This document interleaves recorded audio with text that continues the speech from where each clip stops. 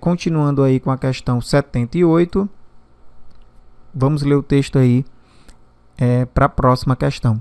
Os fósseis mais antigos da vida, assim como seus mais velhos vestígios químicos, aparecem no registro rochoso quase imediatamente depois de a Terra haver formado uma crosta sólida, há cerca de 3,85 bilhões de anos.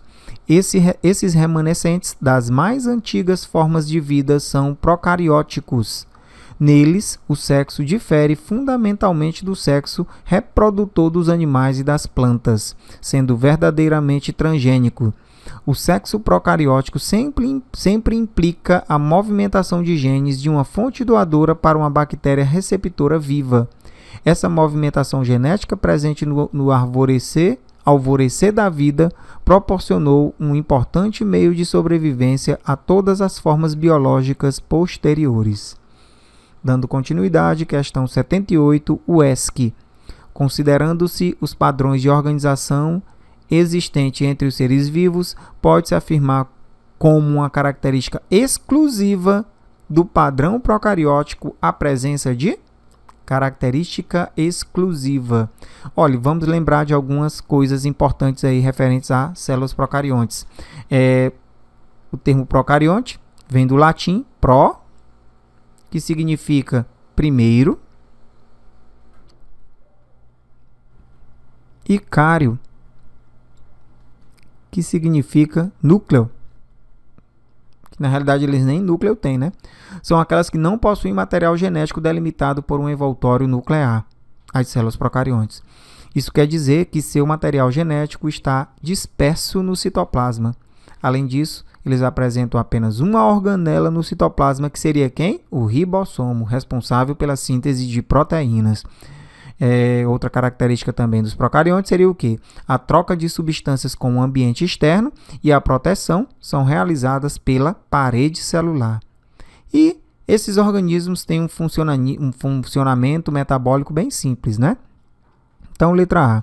A membrana lipoproteica que delimita o material genético no interior, ou melhor, uma membrana lipoproteica que delimita o material genético do interior do núcleo. Membrana lipoproteica? Isso aqui é o núcleo mesmo, né? Material genético, quem é que delimita o material genético nas células eucariontes? Uma membrana lipoproteica, que seria o núcleo. Então, esse quesito é falso. Procarionte nem núcleo tem, né? Quem tem núcleo aí são os eucariontes. Letra B. Ribossomos aderidos ao RNA mensageiro na produção de cadeias polipeptídicas para o uso da própria célula. Olha, ele faz isso? Faz. Mas isso é exclusivo dos procariontes? Não. Por quê? Porque isso aí as células eucariontes também fazem, né?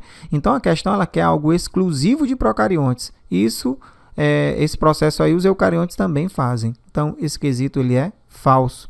Olha, a pessoa que é mal informada, que não lê as palavras-chave aí do texto, né, da questão, acaba marcando uma questão como essa. Essa daqui é verdadeira, pronto.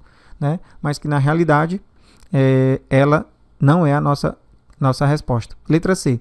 Respiração celular em ambiente citoplasmático específico a partir da oxidação completa de compostos orgânicos. Esse quesito ele também é falso. Em procariontes, a respiração ocorre no citoplasma, em conjunto com todas as reações químicas, uma vez que eles não possuem compartimentação interna, né? Nem organelas e nem núcleo, nem mitocôndria, né? Para dar continuidade a esse processo. Então, a letra C é falsa. Letra D. Transcrição do material genético simultaneamente com a tradução em proteínas específicas da mesma molécula de RNA transcrita. Quesito verdadeiro. Olha, o material genético está onde? Né, no citoplasma. Né? Ele não está difuso lá no citosol lá da célula bacteriana. Então, esse quesito ele é certo. Como não há compartimentação, a célula ainda não terminou de transcrever e já está traduzindo. Né? Em eucariontes, a transcrição é no núcleo. E a tradução é aonde? No citosol. Impossível de ocorrer simultaneamente, né?